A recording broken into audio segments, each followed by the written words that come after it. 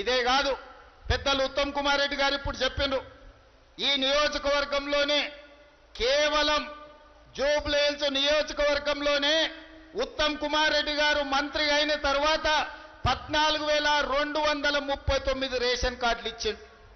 ఇవాళ ఈ నియోజకవర్గంలో 61,000 రేషన్ కార్డులు ఇవాళ మీ దగ్గర ఉన్నాయి. 2,39,000 కుటుంబ సభ్యులకు ఈనాడు 6 కిలోలు సన్న బియ్యం ఉచితంగా ఇచ్చి ఆనాడు దొడ్డు బియ్యం బర్లకు కూడా పెట్టే పరిస్థితి లేదు.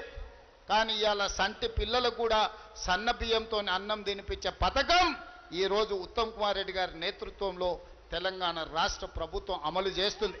మిత్రులారా, రేషన్ కార్డులు ఇచ్చింది మేము. ప్రతి పేదవాడి ఇంటిలో వెలుగులు ఉండాలి, మీ కళ్ళల్లో ఆనందం నింపాలని 200 యూనిట్లు ఉచిత కరెంటు ప్రతి పేదవాడి ఇంటిలో ఈనాడు కాంగ్రెస్ పార్టీ ఇస్తుంది. 500 రూపాయలకే మీకు సిలిండర్ ఇస్తుంది కాంగ్రెస్ పార్టీ. ఇదే కాదు, మా ఆడబిడ్డలు సినీ కార్మికులు 25,000 మందిలో సగానికి ఎక్కువ మహిళలు ఉన్నారు. మీ షూటింగ్లకు పోయేటప్పుడు లేదా మీ అమ్మగారింటికో అమ్మవారిని దర్శించుకోవడానికో పోవాలంటే బస్సు కిరాయిలే బొచ్చాడు అవుతుండే. ఇంటి ఆయన అడిగితే దసరా పండుగ ఎందుకమ్మా, ఉగాది పండుగ పోదు అనేటోడు. కానీ ఇవాళ ఎవరిని అడగాల్సిన పని లేదు.